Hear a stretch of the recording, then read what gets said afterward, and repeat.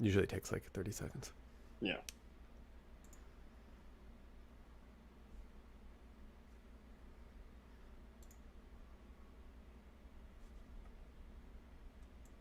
Okay, I think we're up. Hello, everyone. Welcome to Starry Nights, streamed live from the Trottier Observatory. My name is Matthew, This is Kyle.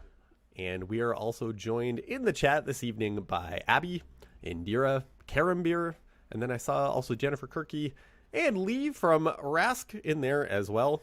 Can I get a feedback from the chat stream on audio? How do we sound? How do we sound? How do we sound? How are we sounding? Do we have a voice? You're live and we can hear Okay. you perfectly. We're never really sure. We always hope for the best, but you never really know for sure. So Yeah. thanks for joining us. So a couple things going on. Earlier in the week, Kyle, Oh, we oh, we had better weather forecast for today. it was fantastic. It was yesterday. fantastic. Oh my God. But unfortunately, the weather turned. So it is a bit crummy out there right now. So what's going to happen? Here's what we've got lined up. We have some targets that we're going to check out. But if they don't work out, we're going to transition more into like space podcast. Because Kyle and I have some cool space things to talk about. And we have some news items we're going to chat about. We've got some pictures we can show. And of course, we're always around to answer questions from the live feed. So, I mean, yeah, like this yeah. is basically a free for all, you know? Like everyone loves stories. So let's tell some stories. Let's tell some stories. Yeah. Lee says he can only hear me in the left ear. That's because I'm only on the left side of you, Lee. That's how that is. It's probably because my microphone is in mono, and it might only be coming out of the left. I don't know. The OBS might be set up that way. I am sorry. I don't know how to change that right now. We'll just say that I'm on your left, just like Captain America. Just like Captain America. Just like Captain America. Okay, so what are we starting off on? What are we looking at? It looks like we're on La Luna right La now. Luna. There we go. Look at that. Like a beautiful, There we beautiful moon. go. And I was mentioning Kyle and I were talking earlier that in this stream, and I don't know if it's coming up in the feed on YouTube, but if you look at the moon right now, you can actually see the clouds moving in front of the moon. So that kind of like shadowy mistiness you see over the moon, that's actual cloud in the sky right now that we're seeing through the telescope. Very ominous too.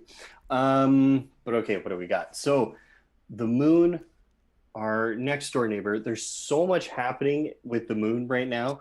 Well, I mean, Matthew's got the articles up on his little tabs there. So yeah, we'll show them in a second on that. But just some general stuff about the moon. It is what was I gonna say? Yeah.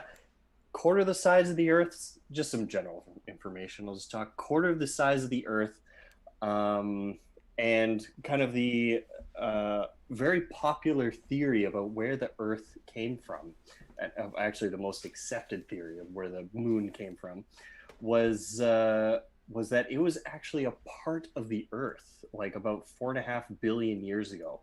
And what happened was there was a Mars-sized object, and now, 4.5 billion years ago, it was a very chaotic time in the solar system. So there's lots of protoplanets around there. There was lots and lots of asteroids. Like this was like baby solar system, pretty much.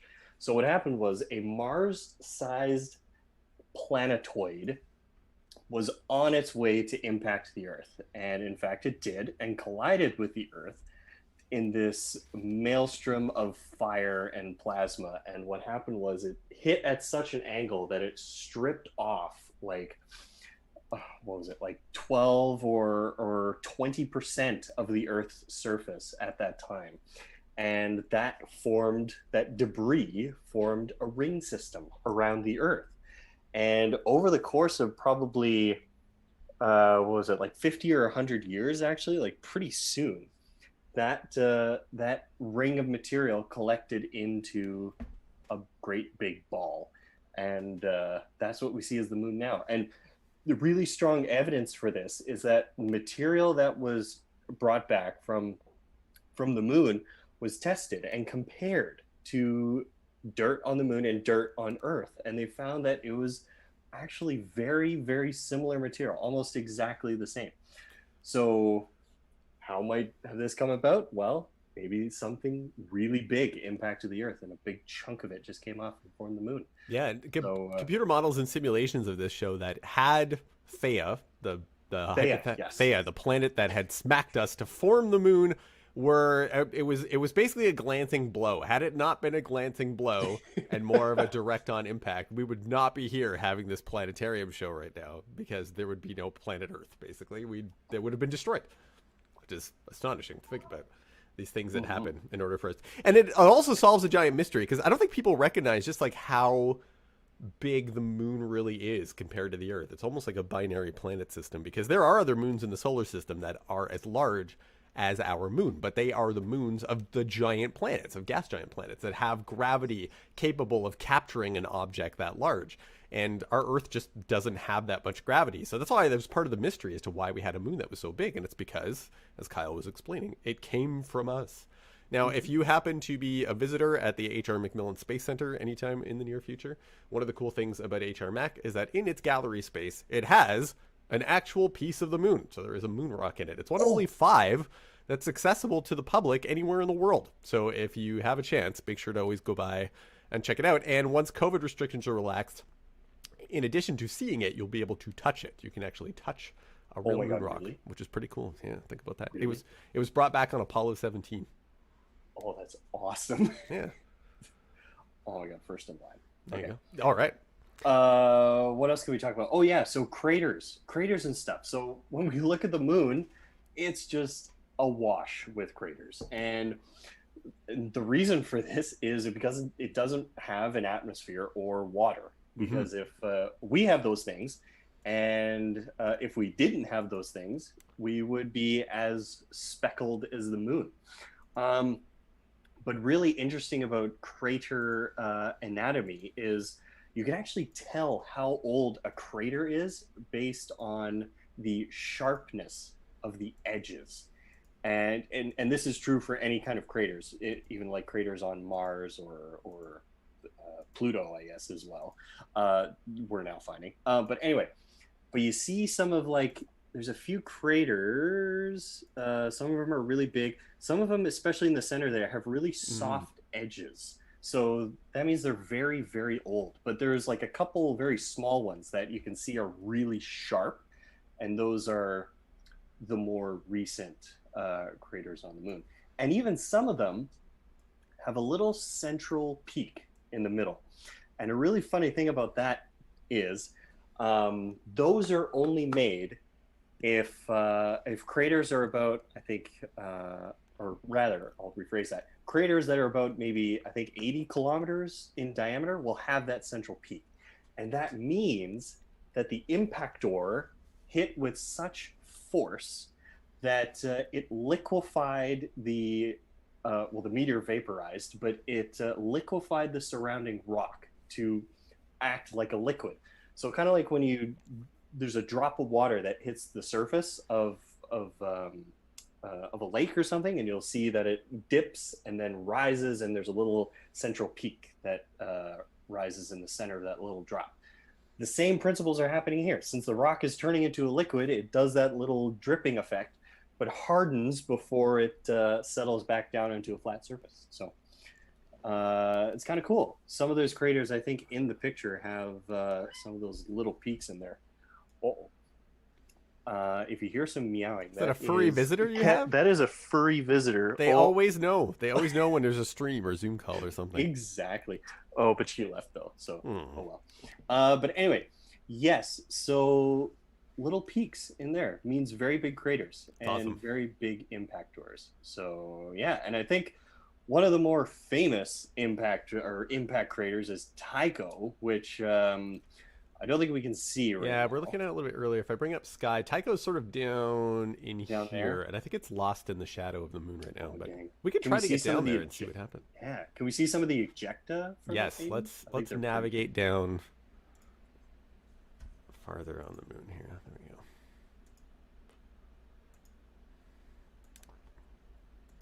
So what I'm bringing up here on the right is I don't know if you can actually see that far over, so let me move it here. So this is the control interface for the telescope. It has the software that runs our telescope, and it's made by the company that designed. So our telescope is actually a custom designed scope by a company called Planewave. And so this is the interface software. So I'm using these keys here. And you can see over on this side, it shows the number of arc minutes that I am moving with each click. So an arc minute is a subdivision of 1 degree. So you got degrees or more. Oh. If I move 5 degrees at a time or 1 degree at a time, that's too much. So I'm just going to gently nudge it over in that direction. And while we're doing that, I'll give you some perspective on degrees and arc minutes. So please, yeah. 1 degree is about the width of your pinky finger held at arm's length. That's 1 degree of sky, and I just did it in real life too. That's 1 degree of sky. Now, there are 60 arc minutes in a degree. So there's a little 60 ticks in between the width of your finger, and arc second is even smaller. So 1 arc minute contains 60 arc seconds. So an arc second is an incredibly small patch of sky, but so is an arc minute.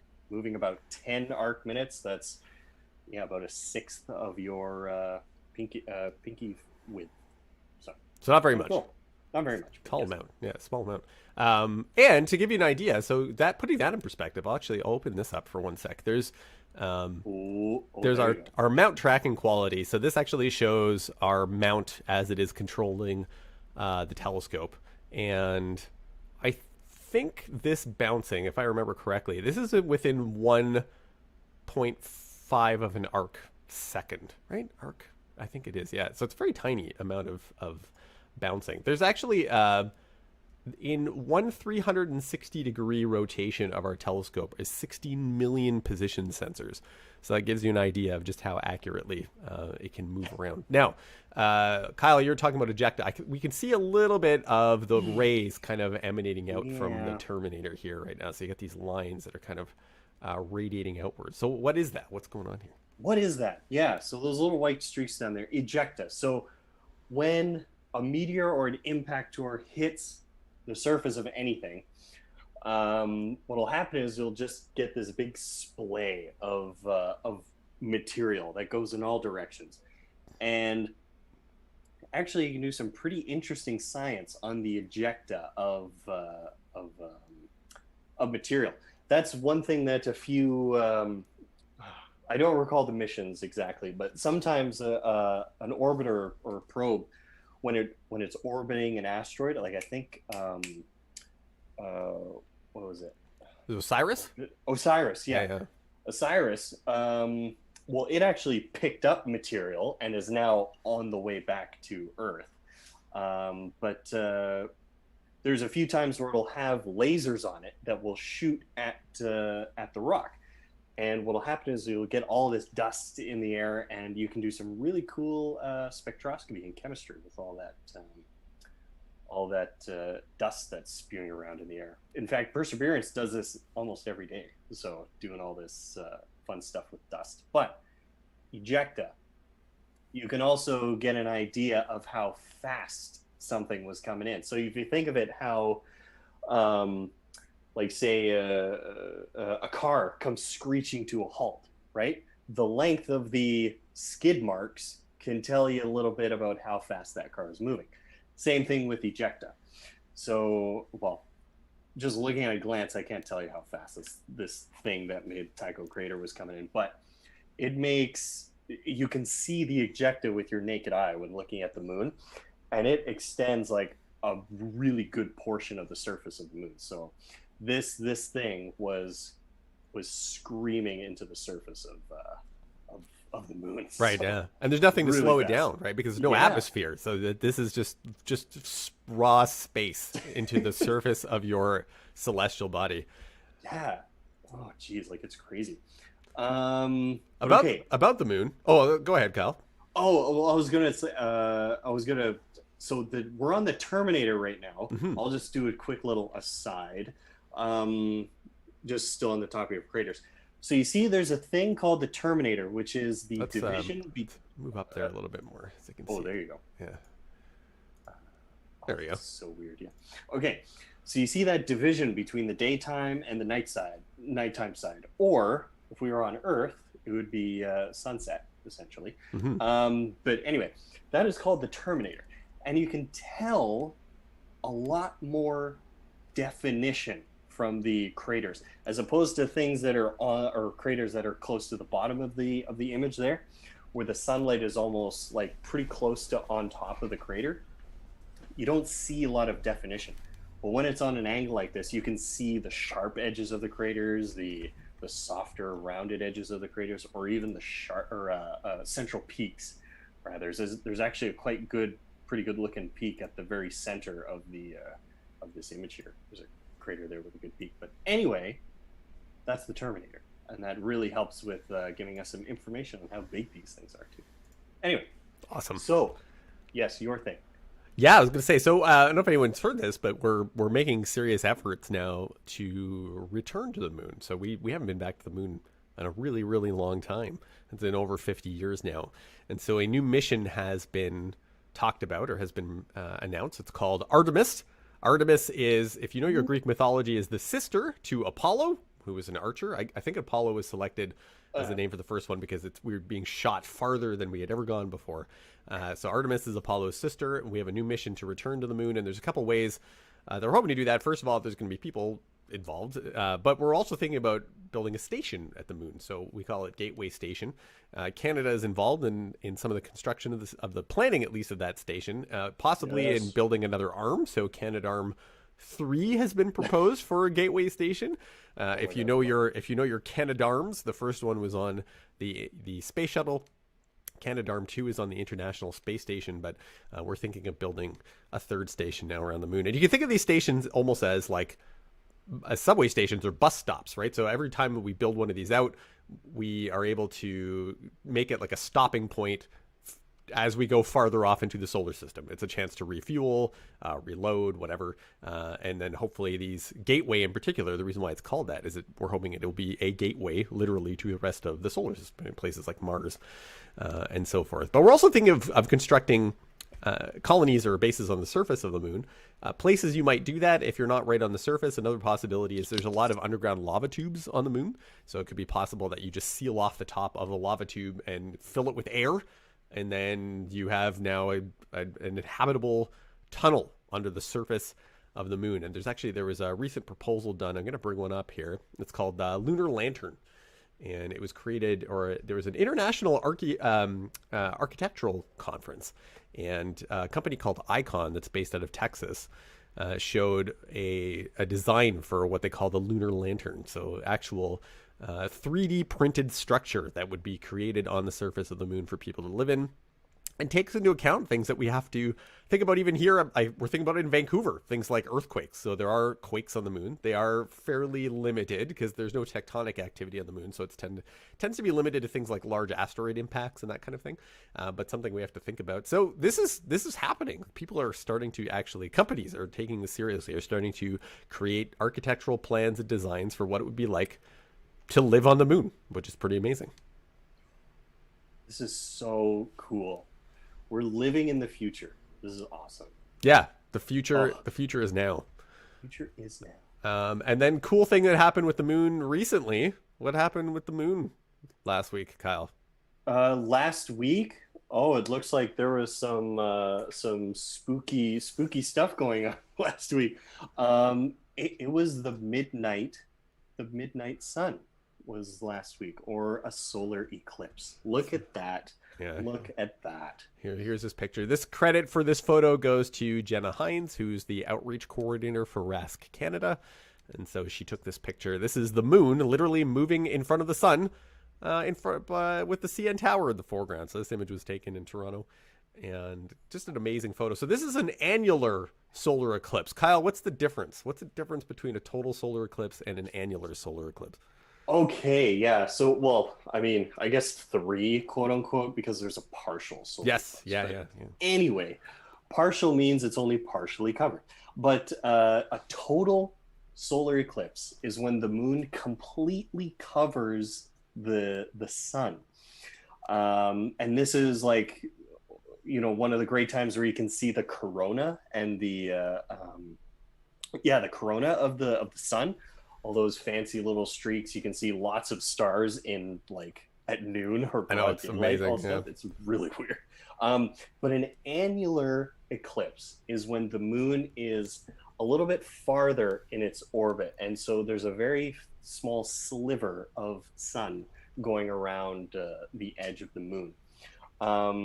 And yeah, this is because the moon just varies ever so slightly in its distance to us in its orbit. So sometimes we get total eclipses, and other times we get partial or annular solar eclipses. So, Yeah, Ring of Fire. yeah, Ring of as it's Fire also eclipse. Now, called.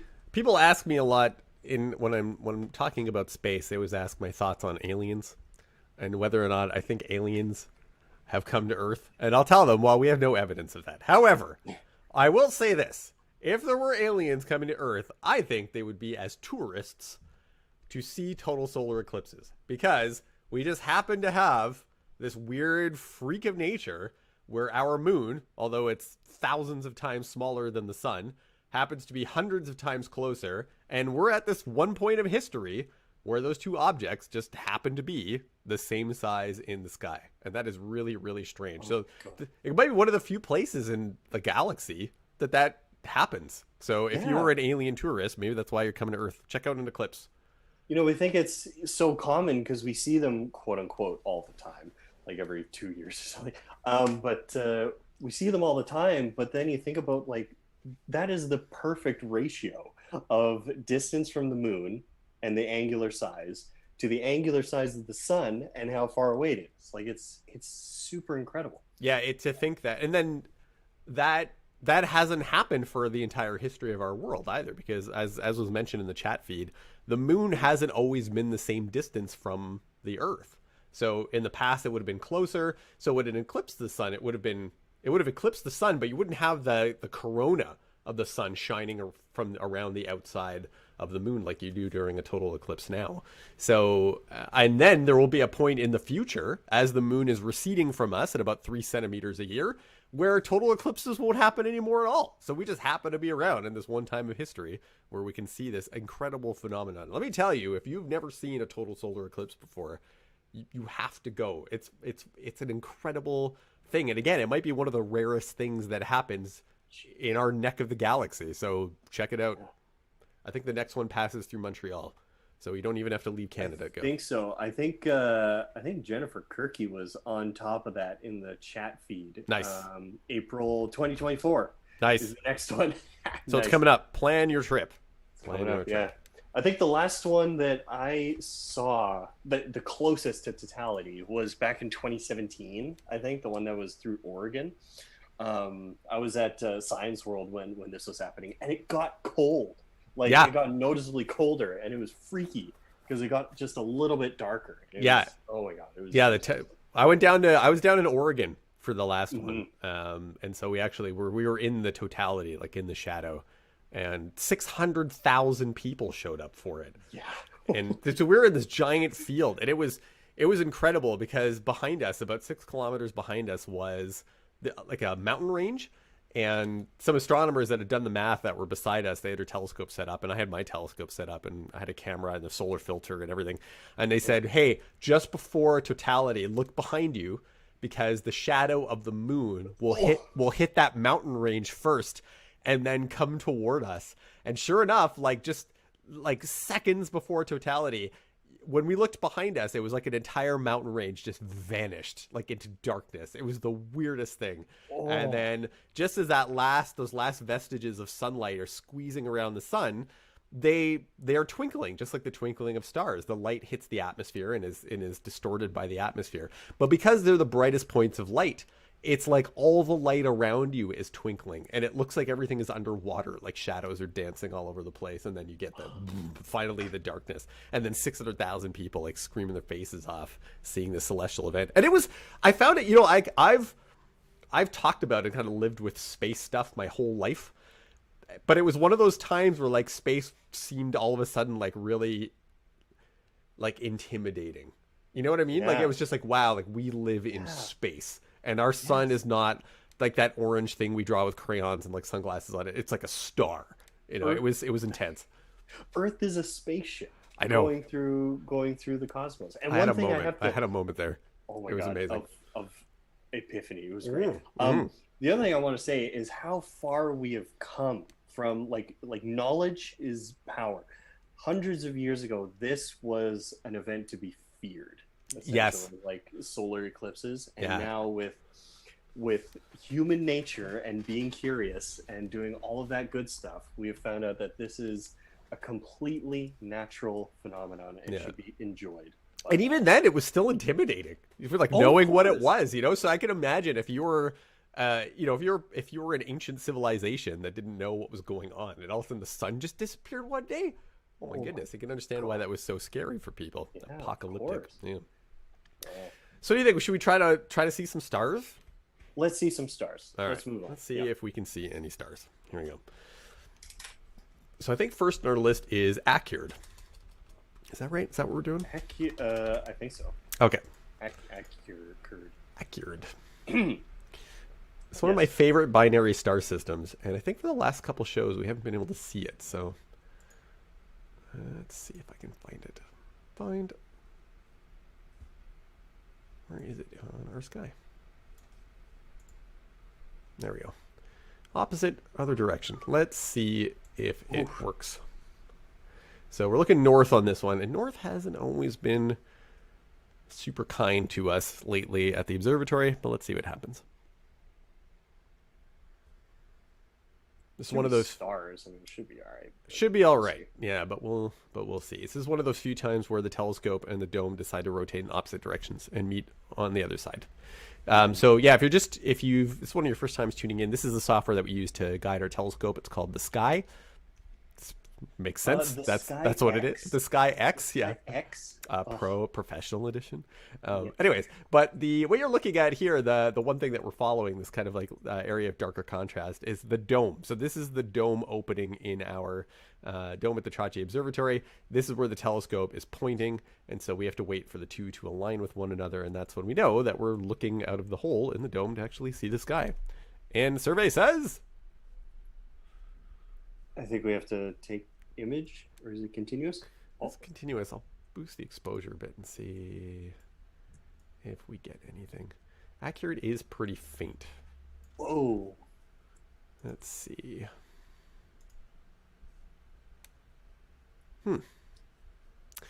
Well, we can switch. So right now we are imaging. These are 2-second exposures now. We could try longer, but I'm thinking with a star. What's Accurate's altitude right now? Around 20 degrees. 20, yeah. Looking right. Accurate is pretty faint, so if we are looking into clouds, it may not show up. We should see a little haze if we were looking at clouds. Like, I think this is like pure darkness. So, well, let's see. Let's switch to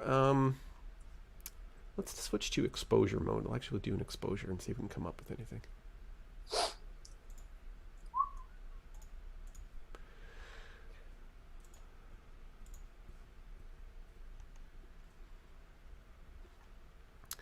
Well, good discussion in the chat. Liking it.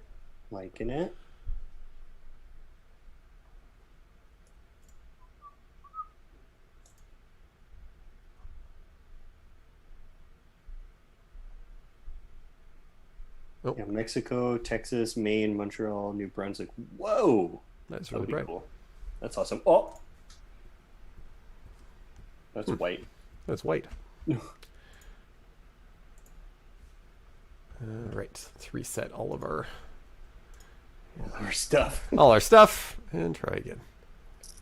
We might be pointed into a light. Oh, maybe.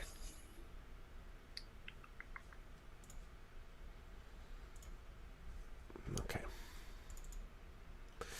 So, I'm gonna grab a couple frames here. These are our pre-processing frames, and they are called our lights and our flats and darks.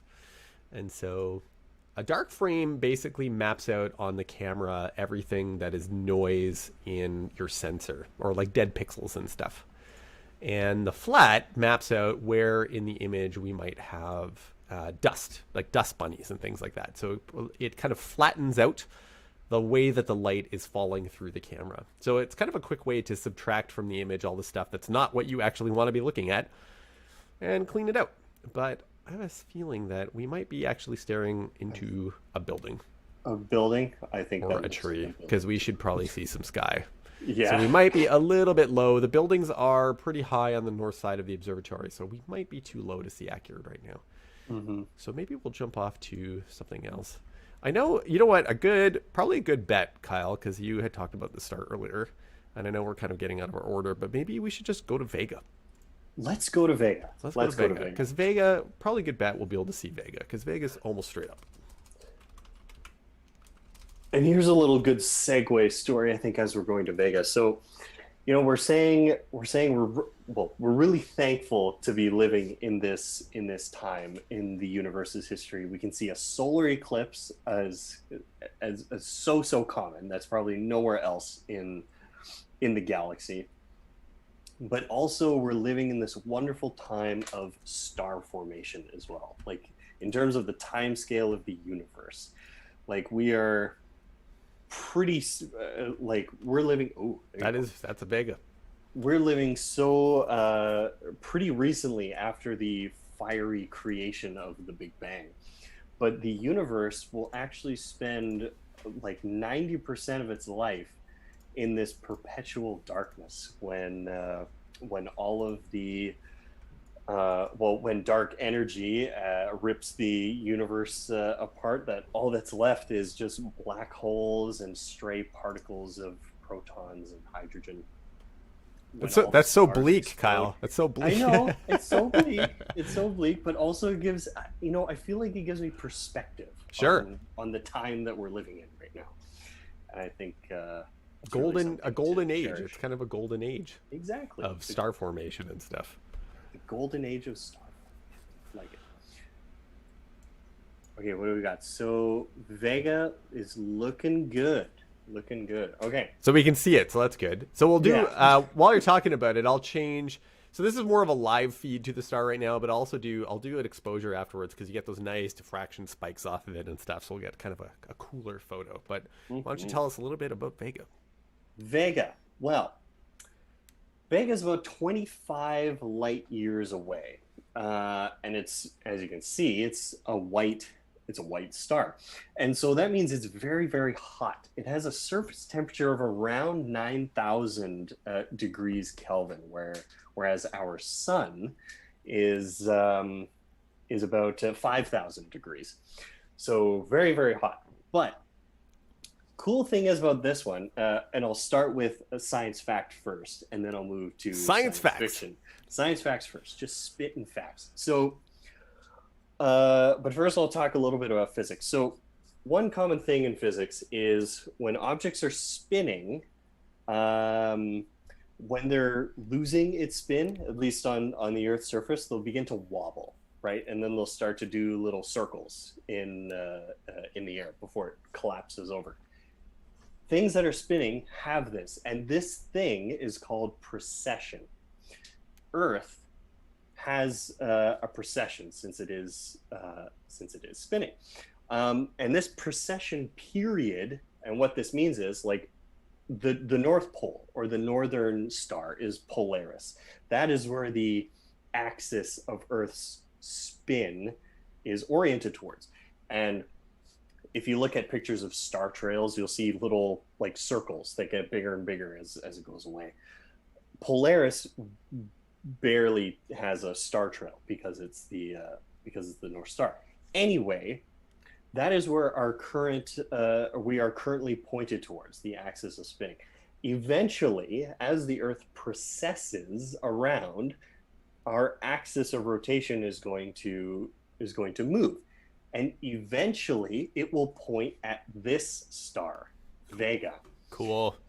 So it will eventually point to the star in about 13,000 years or 12,000 years. This entire precession process for the Earth to precess once takes almost 30,000 years. So 12,000 years ago, Vega was the North Star, and in 12,000 years, it will be the North Star again. So that'll be really, really cool. What was I going to say? Yeah, the name Vega actually roughly translates from sweeping vulture or eagle, since Lyra was represented as a bird in several cultures. So Lyra now is supposed to be like an instrument, like a lyre, or Lyra. Can't pronounce it, but anyway, it's an instrument now. But it was a bird in other cultures. That's cool. And it's the first star to have its spectrum like photographed and analyzed. And I think it's just a pretty generic star. So from that, but for it to be the first is notable. Yeah. But also, it was the first star to have its distance measured through parallax. So now I'll take a little detour and talk about what parallax means. So parallax is the apparent motion of something. So you can actually do this if you stick out your thumb and close one eye, and you just have an image of your thumb, then quickly close the other eye and open the other one, and do that repeatedly back and forth. You'll see your thumb moves ever so slightly. That phenomenon is called parallax. And it's the same thing that happens when you're driving down a highway, where the trees right next to you are moving really, really fast, but the mountains in the far off distance aren't moving as fast. So this is parallax. And because of this phenomenon, you can tell the distance to something. It's kind of like, when you're on the highway, you see trees moving by you, you can tell just instinctually that those trees are closer to you than the mountains are in the far off distance. Mm-hmm. And that's what we do with Vega. We take a picture of it when the Earth is on one side of the solar system, or in its orbit, and then we let the Earth rotate around 6 months and take another picture. That's the same as closing one eye and then opening the other eye, and doing that rapidly. We have this parallax, and that what occurs from that is fancy geometry and mathematics, and then we can find out how far away this star is really, really cool. The two other ways that actually we can tell distance, because parallax only works for really close, or quote unquote really close objects like stars. Once you get to things like nebula and star clusters that are on orders of like thousands of light years away, or even other galaxies like millions of light years away, parallax doesn't really work too well. It's like, again, that highway analogy. You're trying to find the distance between a distant mountain and another distant mountain. You can't really do it with parallax. So what we do is we use Cepheid variables for calculating the distance to close galaxies. And I'll let Matt talk about this in just a second. But the other way to tell the distance to super duper far things like quasars, or like galaxies that are millions and millions of light years away, is type 1a supernova. Nice. But I'll let you guys research on type 1a supernova, because Matt, maybe you can expand on Cepheid variables, because I think you did some fun stuff with Cepheid variables some time ago using this very own observatory. Yes, yeah. When you mentioned that, and now I thought about it, and I was like, I don't actually know if I have a photo of it on this computer now. But I'll see if I can find one. Someone might be somewhere. But we had we used the observatory to take an image of the Andromeda galaxy. And in Andromeda was the Cepheid variable that Edwin Hubble used to make the distance calculation to that galaxy in 1926. Now, part of this story that gets left out, and I think it's important, is that originally the research to use Cepheid variables as a standard candle or distance measurement was actually done by another astronomer. Her name was Henrietta Leavitt-Swan. Yes. And so it was her research that made that possible. So he jumped on that research and said, okay, well, let's use this star in Andromeda, at the time, which was known as the Andromeda Nebula, rather than the Andromeda Galaxy, to make the distance calculation. Now, he came up with about 900,000 light years, which is actually way off, because it's more like 2.4 million. But it was enough to know that Andromeda was not a structure within the Milky Way galaxy. And that was the first time that we knew for certain that the Milky Way was not the only galaxy, that there was more than one galaxy out there. So it's kind of neat that one variable star unlocked the whole rest of the universe for us. And now I had an image of Andromeda, and I don't want to have you all watch around for. Oh, actually, it might be in the slideshow. Dun, dun, dun. Oh, I think it is in the slideshow. I think it is in the slideshow. Yeah, all right. Yeah. See, this is stuff that I haven't looked at any of this stuff in a year and a half because we haven't been physically in the planetarium or in the observatory. But I was like, oh yeah, here it is. Okay. Ta-da! Okay, so this is the a section of Andromeda that was taken by our telescope, and so this is about 5.5 hours of exposure on the Andromeda galaxy. Now, the cool thing about this, and I was hoping this would be the case, is that star is actually highlighted in the photo. So I will, let's see if I can get this here. Oh. There we go. And can I drag it? I can't. Oh, and while you're setting that up, the thing is that square, that Andromeda galaxy, is about as zoomed out as we can get.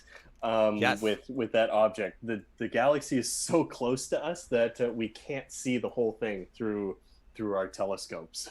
Yeah, actually, I guess a good comparison was the moon, because earlier we were looking at the moon, so it gives you a sense of how zoomed it is. So if you could make out Andromeda with the naked eye, it would be almost 3 times wider than the full moon in the sky. So Andromeda takes up a lot of our sky. So that's the star. There it is. It's circled. This is called M31 or Messier 31, which is the Andromeda galaxy, variable star number 1. So there are a number of variable stars in Andromeda. So this is not a star. This is an astonishing thing to think even about our telescope, is that we're able to resolve individual stars in another galaxy. This is not a star in our galaxy. This is a star that's millions of light years away in another galaxy. In fact, these are all star-forming regions surrounding it in another galaxy. So these blue stars are newly formed stars within Andromeda, newly formed 2.5 million years ago. This magenta cloud over here is another star-forming nebula or stellar nursery in Andromeda, and they reside in the arms, the dust arms of the galaxy, where most of the raw material to form new stars are. So there you go. Andromeda Galaxy, taken with our observatory. Hooray! Woo! Pretty cool. You were gonna. I was gonna say, Kyle, you're gonna mention something about life at Vega. Is that right? Yes. Now, moving to science fiction. Now a little more closer to home. Mm-hmm. Vega, for those of you that have enjoyed the movie Contact, fantastic movie.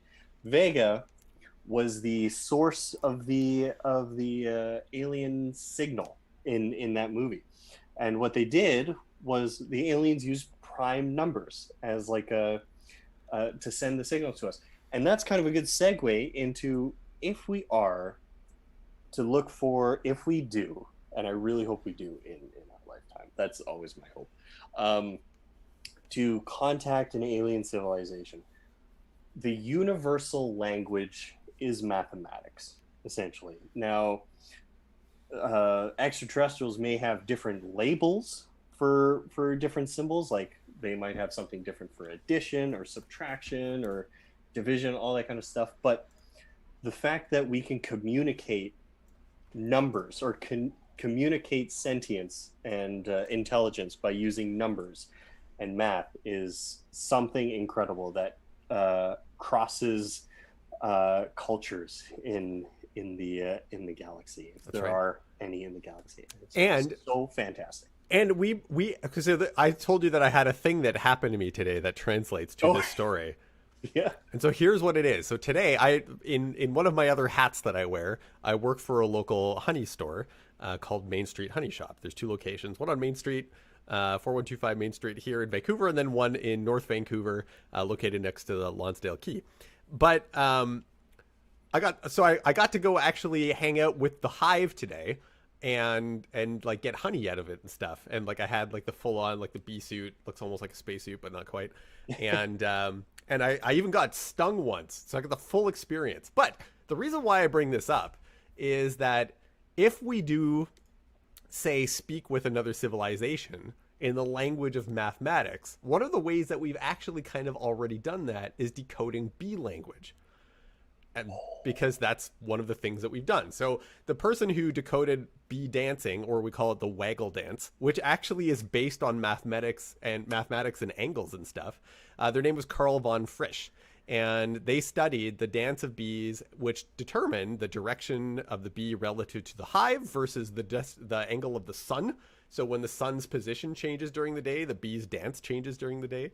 And it denotes the distance to things like nectar, water, or new colony locations. So we've already decoded, in a way, an alien species' mathematical language. So in a way, we might actually be using bees as a sort of our model of how we might do that, where we would receive information from another civilization, which is pretty cool. Oh, fantastic! Isn't that neat? So that's cool. We're learning from our own civilization.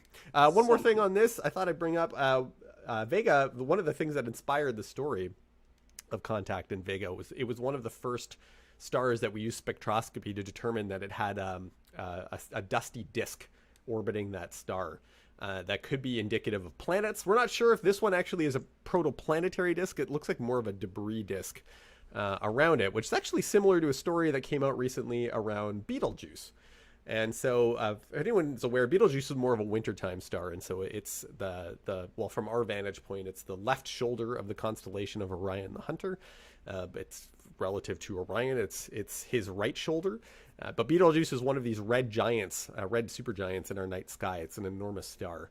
And over the course of last year, it in 2019 and into March of 2020 had this like amazing dimming event. So it dimmed down a lot between January 2019, January 2020, like up to 30%. That's more than we've ever seen a star ever fade before. And so we thought maybe this was a precursor to supernova, and that we'd actually have in our lifetime a chance to see a star blow up. Everyone always wants Betelgeuse to blow up, because if it blows up, it would be brighter than the full moon in the night sky for like 3 weeks. You could actually sit down and read a book by supernova light. Imagine that. And the star is far enough away, about 600 or so light years, that were it to explode, it wouldn't actually like damage our planet or anything like that. It would just be an amazing light show in the sky. And then once it faded, Betelgeuse would be gone. It would be like actually a star missing from the sky. But it looks like research that was done has determined that it was because of a giant cloud of dust that was either in the system, in the Betelgeuse system, or between us and Betelgeuse that blocked out our view of the star, similar to the dust that's orbiting around Vega. So unfortunately, it doesn't look like any light show anytime soon. In fact, the latest studies on Betelgeuse say it's probably going to be at least another 10 to 100,000 years before it blows up. It's too bad. Oh, man. All right. I want to see an explosion. I know, me too. All right, what's next on our list? Actually, Lee brought up a good point.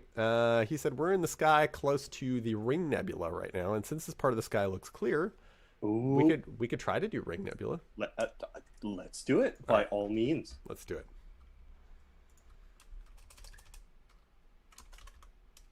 Okay, Ring Nebula. So while we're kind of going over to it, a little bit of a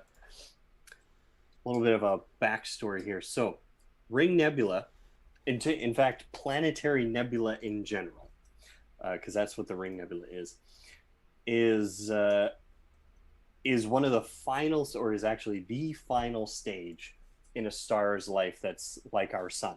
Our sun will actually become a planetary nebula once it gets that far in its life. And the reason they're called planetary nebula is because astronomers, when they would look up and see these things, they thought they were planets going around. They saw these big, colorful circles in their telescopes, and they're going, yeah, that's a planet to me. But of course, as technology developed and improved, turns out that's not the case. And, with our wonderful distance measurements, we find that these things are way outside of our solar system. And these things are fantastically huge objects in the sky. But the one thing that's awesome about planetary nebulas is they're very, very colorful. And that's because they shed their outer layers and expose the inner core, that white hot core of the star that was. And all of that radiation coming out of the core excites all of the hydrogen atoms, the helium, oxygen, nitrogen, all of those atoms that are in the star, and makes those pretty colors. How are we doing? So I've reset our settings here, and we got the first exposure coming up. Oh. And I think we're in some light again, unfortunately, in this Yeah, I do angle. see stars, it looks I like. see some Little stars, but specks. so we're having we still have some issues with some light leak into the planetarium at certain angles. And this is what that looks like. So you can see when previously when we were looking at Vega, we didn't have this glow, it's for two reasons. One, we've got some additional illumination around the campus that we have some traction on now. We are getting changed, so that's going to be changing so that it's not pouring into the dome. But also we have a periscope that's on the side of the telescope that allows the eyepiece to come down to a seated level rather than it being up high on the telescope. And the periscope was undergoing some repairs, so it meant that the camera, which is normally lower in the dome, is higher up. And I think it's being hit by light that's leaking at the higher altitude in the dome itself as well. So some of the angles were fighting with, I think, clouds, but also light, because I'm pretty sure this looks like it's light pouring into the camera at this angle, unfortunately. So maybe on to another target. We had said maybe we could see Antares around this time. Antares, yeah. We can give that, it'll be low on the horizon, but I think we'll be able to see it. And it is south, and I think we have more luck with southern targets. So let's try that. See what happens. Sure. Let's do it. Antares. Antares. Antares, as well as, Arcturus, which maybe we'll get to tonight as well, are a class of star called a red supergiant star. Oh my god, I just lost my thought. Okay, yeah, a red supergiant star, which is the star that's getting to the end of its life. This is before a planetary nebula, but really late in its life. And what happens is when a star is fusing hydrogen, it's all good. Oh, look at that. That looks like Antares. Nice and orange. Nice. I love it. That's how we wanted it. I think. Okay, I'll let Matt talk about the specifics of this one, but just in general, like red giants, before they get to that stage, their star is burning hydrogen, making helium, and the star is stable because its outward pressure is equaling the inward pull of its own gravity, so it's a nice stable star. But eventually, it'll run out of hydrogen fuel. And what'll happen is it'll start to burn the helium fuel that was made in its core. And the fusion process to make this is way more energetic than normal like hydrogen fusion. So the star balloons in size because there's a lot more energy pushing out from the center of the star. So it balloons out, gets bigger and bigger, and like a gas, an expanding gas cools down, so an expanding star cools down as well. So what was once a yellow star is now a red star as it gets bigger and bigger. And so we get a red giant star. And these things can get so big too. So, yeah. It is there. We are looking, this is really low on the horizon, so we are looking at it through a lot of haze. This is more of the live view. I might switch back to the stack mode instead so we can actually sandwich more images of the same star together. But in order to do that, the computer needs to be able to see several other stars in the area because that's how it takes each of the photos and aligns them on top of one another. So you're adding all of the light from each previous image on top. Right now, this is just more of a live view through the camera, and we can see Antares is pretty fuzzy. But I did want to bring it up in the list because Antares is one of those like key summer stars. It is like the red giant star for the summertime, and so like Kyle was saying, Betelgeuse is kind of the red giant for the winter. Antares is for the summer. It's in Scorpio, or Scorpius rather, Scorpius. And it's in the south. So when you look south toward Antares, or if you see a red star in the southern horizon, kind of just above the horizon, you'll see it there. And its name, Antares, actually comes as being the antagonist or competitor to Mars. That's where the name of it comes from, because it often is sometimes mistaken for Mars in the sky. It has a very similar color. Let me just switch how we're imaging here. See what else I can get out of it. Yes. Yeah. All right. Clear. Reset. Clear. All right, see if we can get it back up. We'll talk a little bit more about Antares.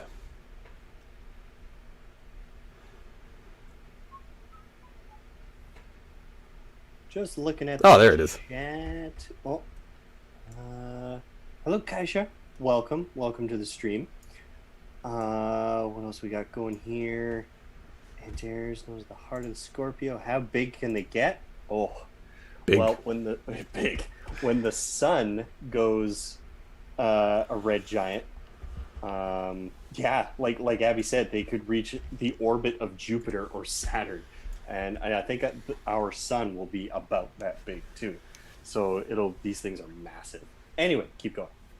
Yeah, so you've got a view here of Antares. Actually, something I forgot to mention on Vega, I had said that when you expose, we do a larger exposure on, or longer exposure on bright objects, you get these diffraction spikes, we call them. So these big spikes coming off stars. And when you see those in pictures, those spikes are actually caused by the reflection of the framework that holds the secondary mirror in a telescope. So if you have a telescope that's reflecting, that uses mirrors, part of it is the light reflecting off it's a cross-shaped beam that basically holds the second mirror in place. But it also it ends up creating this nice kind of pattern on stars. And so we almost think of stars as looking this way, but that's actually a function of how telescopes are constructed. And that's what that is. So a little bit more about Antares. Antares is 550 light years away from Earth. For a while, it was thought to be the biggest star because when our telescopes were not quite as sophisticated and we couldn't see farther into space, this was one of the largest stars that we knew of. And it's enormous. So I think this one, Antares is about 800 times the radius of our sun. And so, yeah, it is really big. And it's part of a neat group of stars. So there's something out in space in this direction that's called the Scorpius Centaurus Association. So it's part of two constellations, Scorpius and Centaur. And an association, we've shown clusters before in the through the stream. An association is more like a loose cluster. And this one is called an OB association. So stars are classified by a letter. O and B are the largest of them. So these tend to be very, very massive stars.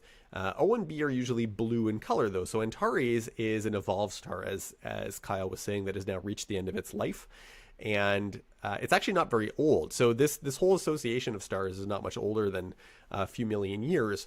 But these stars burn through their fuel much faster than stars like our sun do. So our sun's going to be around for about 10 billion years. It's reached middle age right now, so we still have a lot of life left in our sun. Don't let anyone sell you sun insurance. But stars like this are only around for a few million years, and then they explode. And we actually are looking out in this direction toward Antares. There is a large amount of gas that's like interstellar gas that's floating around in this direction. And when we study that gas, we can see that there are big bubbles blasted out from inside of it from supernova in this direction, toward the direction of this large association of OB massive stars. And so we know that the most recent supernova in this direction of the sky happened only a few thousand years ago. And our planet Earth is actually traveling through the remnants of those supernova right now. And the reason why we know that is we can find slightly radioactive particles of iron that are on the floor of the ocean, and also some that have been found in Antarctica on the surface that are only created by supernovae. So we've like supernova debris that we are finding on our planet from this direction in space. So within the last few thousand years or so, someone would have looked up in the sky and actually seen a supernova in this direction, and we are now passing through that, which is pretty awesome.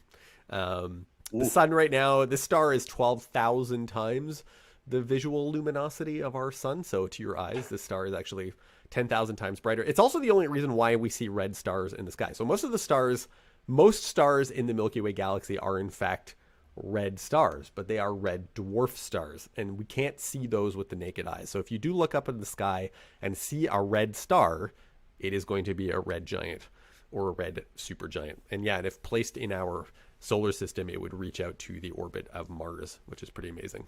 Eventually it will explode as a supernova, which is pretty neat. And it was also, if you're a Star Trek fan, it's mentioned in the narrative that Khan has about the revenge that he's going to take on Captain Kirk, all the things that he's going to do to chase him down to the ends of the galaxy. And one of the things he says, I'll chase him round the Antares Maelstrom. And I actually have a photo of the Antares Maelstrom, so I'll show you what it is. So turns out Antares actually is blowing off so much material that it's created a nebula. So this is an image that was taken by Ivan Elder. It was one of the astronomy photos of the day, which I recommend everyone should check out. It's called APOD, Astronomy Picture of the Day. And this is that area. So if we were to do a long exposure, we're getting a little bit of these diffraction spikes on Antares right now. But if we were to expose it longer, under better conditions, this is what we'd be able to see. And so this orangey cloud out here to the left is just material that's being illuminated by Antares, that it has started to shed off into space. So these massive stars, they're kicking off material, blowing off their outer layers into space. And over here down where my mouse is, this is Messier 4, and it's a star cluster that's near in that direction as well. So a little bit about Antares, red giant, and that neighborhood of the sky. If you happen to be looking in that direction, you're also looking toward the center of the galaxy. So in Scorpius, rather, the constellation is just north in the sky above Sagittarius, which is just always a little bit below the horizon from where we see it. And that is, you're looking toward the downtown of the galaxy. So when you're looking south in the summertime, you're looking to the downtown of our own Milky Way, the core of our galaxy. There you go. Yeah, we're kind of on the outskirts, in the suburbs of the galaxy. Yeah, so we to kind of, speak. I guess we're in like the New Westminster of the galaxy. Burnaby, maybe? Yeah, Probably yeah. New West. Burnaby's too close, I think. Probably more like New West. Oh, is it? Burnaby would more like, I don't think we'd be far, because we're about 2/3 of the way out from the galactic center, so that might be more like New West or Maple Ridge or something. I don't know. Anyway, Kind of cool. there we go. Kind of cool. What next? else? What else? What else? What else? I guess for those who are joining us, we're talking about distances like light years and stuff, but what actually is a light year? Just to kind of give you a baseline here. So a light year is basically just how it sounds. It's how far light will travel in 1 year. And there's also different terms like light second or light minute, day, minute, hour, day, stuff like that. The moon is actually 1 light second away, but it's how far light travels in 1 year, and which is about 9 trillion kilometers. That is an unfathomably huge number that we have no concept of, and that is basically why we astronomers rather thought up of the term light year, is to put everything into kind of perspective. Oh geez, there was a good scale that I just thought of too. Like if our solar system was a basketball, right, or our sun was a basketball, the next star system, which is Alpha Centauri, 4.3 light years away, would actually be somewhere out in Hope. Pretty much that's how far away this 4 light years is. So And we haven't gone. Actually, this might be a good point. You're going to talk a little bit about the how to send a probe to a neighboring star system, and one of them that we were hoping to send one to is to Alpha or Proxima Centauri. Did you want to talk about that a little bit? I've got the article up here somewhere. Yeah, sure. Breakthrough What I starship. got? Yeah. So the thing is, solid and liquid fuel is really only good to about the moon, pretty much, or Mars, essentially. If you want to go farther, you'll have to come up with more efficient means of traveling there. One of the things that's really efficient is using something called solar sails. And that's what this is in the picture here, where it's gold because it's gold because it takes advantage of something called the photoelectric effect, discovered by none other than good old Mr. Einstein. But that's essentially, photoelectric effect is when sunlight, or light actually, hits an object or gold or some other reflective material. It will liberate an electron, and I love that term. It liberates an electron. Be free, electron, fly. Fly. Exactly. But it liberates, or ion drives, as I'm looking at the chat with Alexander there. But photoelectric effect, light hits the surface and it liberates an electron. And what that means is it just knocks it out, sends it shooting off. And that is essentially the whole, action reaction kind of thing in physics, where you have something that's shooting one way, the object is going to go the other way, essentially. So, and that's what these light sails do, is they unfold and take advantage of the natural solar wind that's bombarding, or rather coming off of the sun every day, every second. But it catches that solar wind like wind in a regular sail, and it sails off into space. But what we're doing with this particular mission, what is it, Icaros, is we unfurl this light sail, and then there's going to be a bunch of high-powered lasers on Earth that are going to be directed at this thing, shooting at it, taking advantage of the photoelectric effect, and it's going to go whizzing out into the cosmos. But it is directed at, or it will be rather, directed at Alpha Centauri, with hopes of passing through Proxima Centauri, which is, Proxima is like 4 light years away.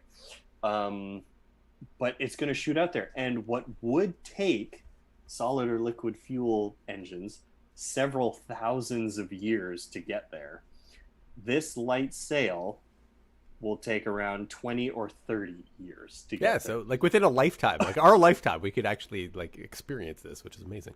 This thing is whipping through the cosmos pretty much. But what the mission details are, it's going to go out there, it's going to take a bunch of pictures, and and then it'll send those pictures back. But because the pictures are traveling at light speed, it'll only take about 4 years to get for the images to come back. And so what that means is, there's plans in this article detailing that it'll launch in the 2030s. It'll get there by 2050s, but we won't know it got there until about 2060, 2060s. Yeah. So it's going to be this is going to be a long mission, but the promise that it has of taking photos of an exoplanet, which is said to orbit Proxima Centauri, is incredible. Yeah, like this is amazing what we're planning to do with this thing. The only one downside of this is, in space there is junk everywhere, but the dangerous junk is ones that we don't see, that are called micrometeorites. And these things actually hit the ISS actually sometimes. You'll see it here. Hit the ISS sometimes. And these things can be really dangerous because they're only like the size of a grain of sand, and they're traveling at like the speed of a bullet. So it can puncture, right there. Canadarm hit by debris. Yeah, it's happened just recently. Oh, really? What was the date on that? Yeah, it was just like a couple weeks ago. Yeah. Oh, frick. Oh, yeah, there you go. So yeah, we had something hit. Well, that was likely something that we put into space. However, we do put a lot of junk around our planet. So that too. But that's something we have to be careful of. So when we have a giant sail that's about as big as, a building or something, going out into space, it's gonna possibly collect something more than solar wind, like maybe get punctured by meteorites. So got to be careful. Careful. There you go. But it's a promising mission. Cool thing, like another side to that, and I'll just touch on this briefly, is that if we can't get there, I mean, the light is still coming to us. And there was a recent study that was done on a few, not of current generation telescopes, but on next generation telescopes that are going out into space. Most of you may have heard already of the James Webb Space Telescope. This is even beyond that. So generation above James Webb, there's a planned mission called LUVOIR. And it is going to be, I think the one potential design for it is 11-meter telescope. And so there were some people that did some crunch some numbers on the possibility of what it could do. And so this is kind of an image of what it looks like. No, I don't want to sell my products close. But it one of the potential things that it might be able to do is actually be able to see the lights on a distant planet. And so it could actually have the power, if there were a civilization at Proxima Centauri, that it could look at our planet like if we look at our own world at nighttime, like one of the key ways that we know that there's an advanced or technological civilization living there is the glow that's given off by our city lights. And so some studies were done translating or simulating what our city lights would look like were they at Proxima Centauri, and that we could actually detect them were the planet reaching about 0.5% urbanization. Now, by comparison, Earth is only 0.05% urbanized. You might think we have a lot more like city on the surface of our world, but we actually don't. But we're headed there. The rate of urbanization will be there in about 100 years. So if a civilization were at Proxima Centauri, and we're not saying that there is, because it would be unlikely that there's one going to be next door to us, but our telescopes are getting powerful enough now that we'd actually be able to see a civilization's lights on another world, which is pretty amazing. And one of the things that they studied was the possibility of what's known as an ecumenopolis. So that's a planet that is covered entirely in city altogether. So you might have seen one of these worlds, like it's talked about in Isaac Asimov's Foundation trilogy, is the planet Trantor. If you're a Star Wars fan, it's Coruscant. The main planet is a city planet. Well, it turns out our next generation of telescopes would be able to see a world that bright up to a distance of almost 100 light years. So, like, it's just this whole other way. Like we were talking about earlier, this time that we're living in right now for in space exploration. Not only we have probes driving around on Mars that might be seeing or detecting whether or not we have any fossilized life there, going back to the moon, maybe sending probes to other planets, but maybe also building telescopes that are powerful enough to just see a civilization on another world. Okay. Oh. Where are we now? I moved us while we were talking to the Bubble Nebula. Heavy stuff. Oh yeah, Bubble Nebula. Yeah, so whoa. That looks like we're in some lights again. Let's try again just to be sure.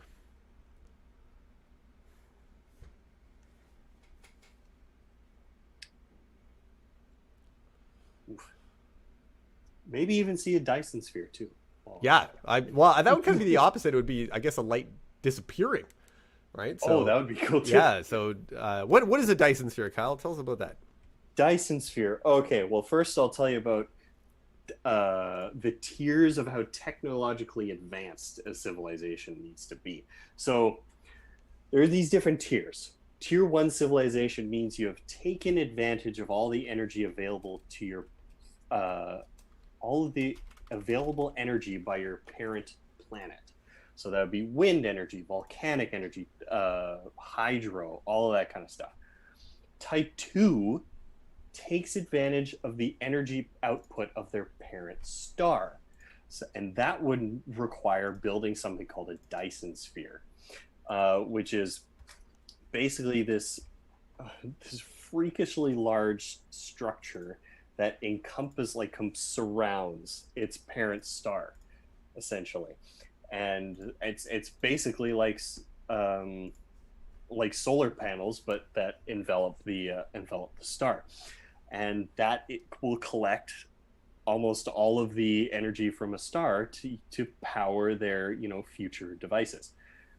Just looking at the chat, Alexander Kardashev scale. Oh yeah, that's what it's called. Yeah, Kardashev scale. Type 3 civilizations is when this civilization takes advantage of all of the available energy from its parent galaxy. So this is a truly godlike civilization if they're able to do this. So take advantage of the energy from every star, probably the rotational energy of the central black hole, like really, really out there sci-fi stuff. Cool. But any civilization that is at that level would be pretty much gods in our eyes. But yeah, so far, and I'm just seeing in the chat too, yeah, Abby just said that Earth is at 0.73. So we're not quite at type 1, but close. So we're getting there. But that is what a Dyson Sphere is. Actually, sorry, go ahead. No, I think you were probably going to say what I was thinking. Oh, there's an article that was just released the other day about some research as to where you might find a civilization that powerful in the universe. And I've got it up here. So it was talking about, like, if if a civilization is expanding, like a massively advanced civilization is actually expanding out into the galaxy's rotation will also determine where they end up. Because assuming that they're spreading out into space, but not necessarily traveling faster than light, they'll be moving at sort of the relative speed that the stars of the galaxy move. So then we're saying like, okay, if there is a civilization that advances in the galaxy, where do we find it? So this is an actual simulation of where you might look for those civilizations based on the rotation of the galaxy. So we'll assume that there's some advanced civilization out there that's spreading out into space. And this video, I don't know how well it'll stream for everybody, but it shows that, say, we'll assume one civilization has started to expand out there on the edges of the galaxy. I think that's supposed to be like, if we were to do that as an example, then eventually, as you're spreading, the rotation of the galaxy is bringing your civilization and its colonies closer and closer and closer to the middle of the galaxy. So that if we are, say, back out where we were in the galaxy and we want to figure out where some advanced civilization is, we should actually be looking more toward the center of the galaxy, because that's probably where they're going to be. And then it just spikes in the center. Yeah, it's kind of neat. So if there's someone who's been colonizing the galaxy for millions of years, that's where they might be. Okay, what's going on here? This is not right. Okay, let's restart. We're looking at the Cat's Eye Nebula, and we can actually see it. So that's exciting. So I'm just waiting for it to come back here. I think it was just a glitch.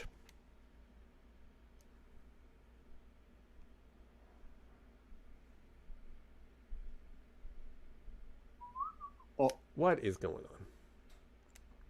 Okay, let's reset here.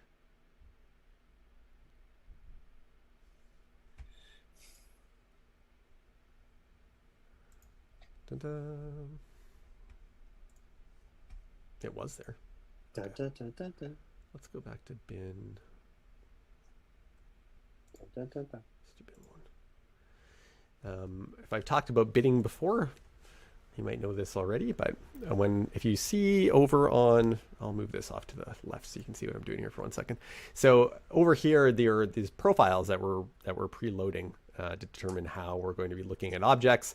And on there it says bin. And what the bin is it's a collection of pixels. So you can get your pixels collected together into what's known as a bin.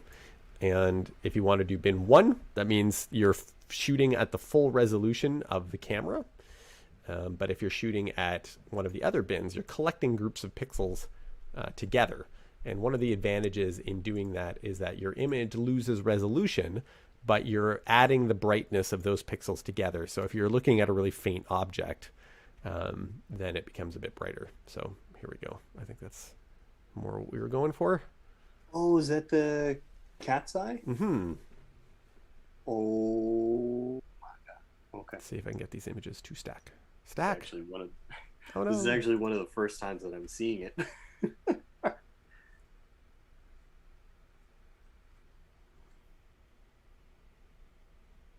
Oh, just in the chat, do you have that link for the the galactic colonization article? The galactic colonization, and then I'll post that in the YouTube chat. Thanks, Alexander. I will post that. I got it here actually. Very shortly. In there. Or you can do that. Yeah. There you go. It's an open access article, as science articles should be. Yes, exactly. Okay, I don't know if I'm gonna. Oh, they are stacking! Hooray! We got it. Like we locked into an object. So again, if the view isn't clear enough, the computer's still not able to align the frames, and so we get stuck with the first exposure. But then we can't add anything additionally to it, and which helps to clear up the image. But we seem to be locked in, so it does stacking. So it says that I have 2 stacked total exposure, 3 stacked. Hooray! This is good. This is good. Maybe I can zoom in on it a little bit more here. Ta-da. So that's a Cat's Eye Nebula. Wow, it's really cool. So as that's coming in, I'll just chat a little bit about Cat's Eye. So it's a planetary nebula. So as Kyle had mentioned earlier about planetary nebula, these are stars that are dying, and they are shedding their outer layers off into space. But the center of the nebula, like the star, is still putting out a lot of energy. This is the dead core of a star. It could be evolving into what's known as a white dwarf. In this case, we think that because of the shape of the nebula, and it's actually quite twisty, as we are exposing it here, I'll actually get a photo from Hubble afterwards to show you up close what it looks like. But we think that the weird twisted shape of this nebula is actually created by two stars that are orbiting one another. So one might be dying, and the other one is still in orbit around it. It was part of a binary pair when one of the stars started to die. And so the temperature at the core in the center is still about 80,000 degrees. You know, put that in perspective, our sun is, at its surface, is only about 5,500 degrees. So it's still really hot. In the center. So there's a lot going on, and there's all these like jets and knots and bubbles inside of the gas. We're in the constellation of Draco right now, and this nebula is probably between 3,000 to 5,000 light years away. And the shape of it indicates to us it's probably about 1,000 years old. So this star has been shedding off its outer layers into space for probably about the last 1,000 years or so. And the wind speeds at the center, this is nuts. The wind speeds at the center that are flying off of this star and pushing its outer envelope into space reaches almost 2,000 kilometers a second, which is astonishing. So, and the mass loss rate, if you calculate it, it was like some small fraction of the sun.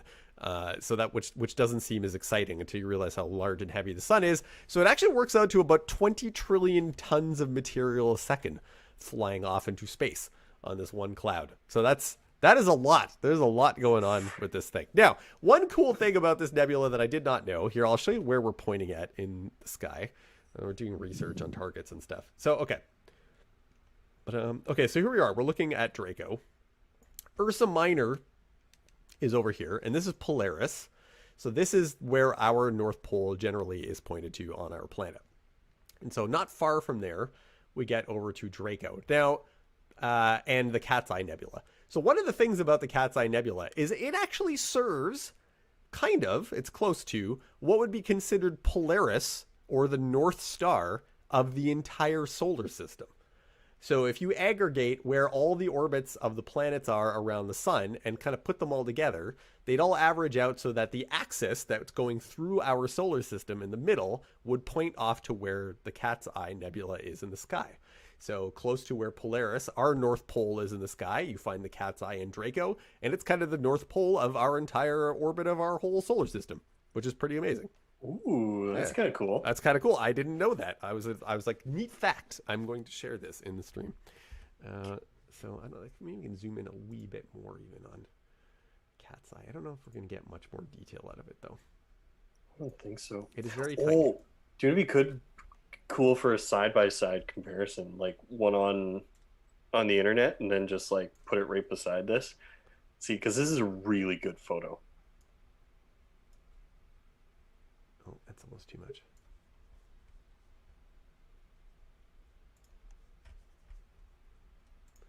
All right, let's see if I'm going to bring up one of the... did I have Cat's Eye downloaded earlier from today?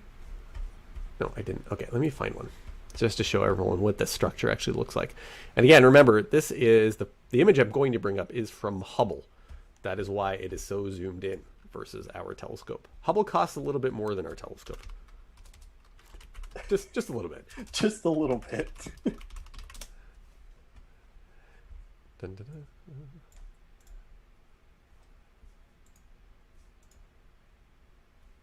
Beautiful. There it is. Isn't that amazing? So that's what you're looking at Beautiful. through our telescope all the way into the distance. It's I think one of the most beautiful objects in the sky, but it is difficult to resolve with smaller telescopes. And then even medium-sized ones like ours, because it happens to be so far away. And now normally I would be able to crank up the resolution because we're looking at it at only 1/4 the resolution that our camera is capable of. But given the sky conditions right now, I don't think I would have gotten the computer to lock in on it otherwise if I had cranked up our detail more. I might be able to get some brightness out of it though. It's going to wash it out. Mm-hmm. But there it is in the distance. Amazing. Cool. Love it. All right, I'm trying to see what did we have on the docket for today. Ring Nebula was a bust. Oh, on Antares. I actually have a photo of Antares as well. Antares is, we passed it over, but kind of going back for 1 second, Antares is one of the only other stars besides our own that we've actually been able to take a direct image of its surface of. There's ours, Betelgeuse, and Antares. So this is an actual photo of Antares that was taken by the European Southern Observatory's very large telescope. It's actually an array of several telescopes that work all together into one giant super telescope. So there you go. I meant to show that one earlier. So awesome. So awesome. And we're getting close to time. So what I'll do as well maybe is one more thing I want to show you that was also in the news recently, coming full circle back on our own world. This is an image of the Earth that was processed recently by an amazingly talented photo processor. His name's Kevin Gill, and he's a computer software engineer for NASA and JPL. But he also takes like basically, without you knowing, probably a third of the images that you've seen from space have all been processed by Kevin. You will notice his name on a lot of stuff. And this image was actually taken in 2013 by the Juno probe as it was doing a gravitational assist by Earth and heading back out to Jupiter to arrive a couple of years later afterwards, where it now resides, taking images of the planet. But it was one of the cooler photos of Earth I've seen, so I thought I'd pop it on here just to remind us of where we are while we're looking out into the cosmos. And I think it's a good reminder for us, no matter what telescope we're looking through and what object we're looking at, that it always reminds us to cherish our own planet, because there's none other that we can just go to in the meantime. That was about it. Our own little special corner of the galaxy. Of the galaxy. So we're almost close there. Any other anything else, Kyle, you wanted to touch on? Or otherwise, maybe I'll throw it over to the chat and see if there's anything lingering in there that people want to talk about. Do you think we can... Is Hercules cluster something we can look at? Oh, I bet you, yeah. Maybe we can squeeze in the globular cluster there. Yeah. And then we'll just leave it on that, I guess. That's one of my favorite things in like the universe.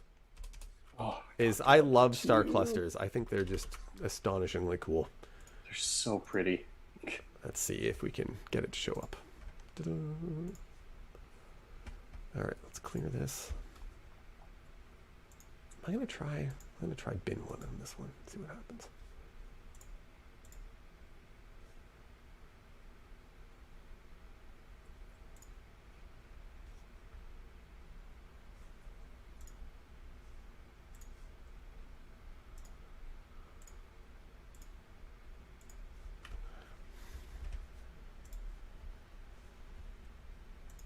Oh, look at that.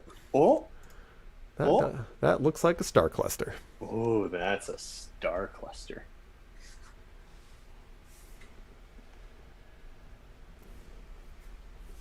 Oh, that looks lovely. What's going on here in Hercules, Kyle? What's going on here? Well, there's a bunch of stars that are really close together.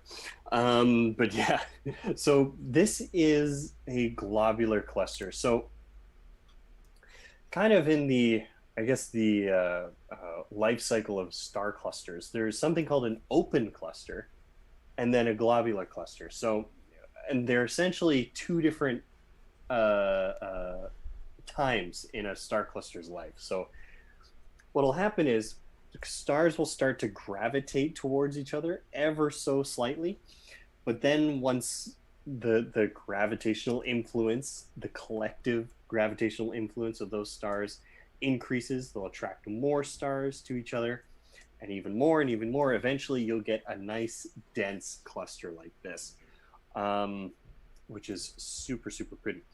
But what's happening here is all these stars are collected into one spot, and you can tell this is an old star cluster because of its density. It's probably about like 500,000 stars in, I don't know, in a few thousand light year sort of diameter, I guess.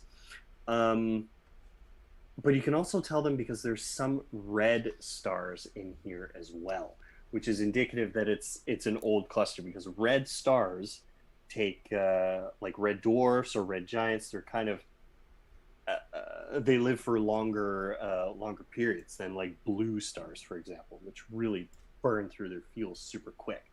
So this is definitely an old one. So 500,000 stars in about that little area.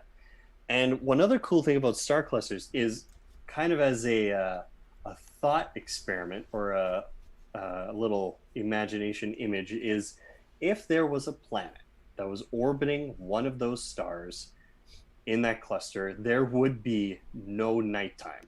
It would just be bright and like daytime all of the time, because the stars are so close to each other. And unfortunately, that life doesn't like that. So I don't think there's any potentially habitable planets, if there are any, in a star cluster like this. But if you were standing on a planet, you would need sunglasses all the time. So looks really, really cool. Oh, if we zoom in, it looks even more spectacular.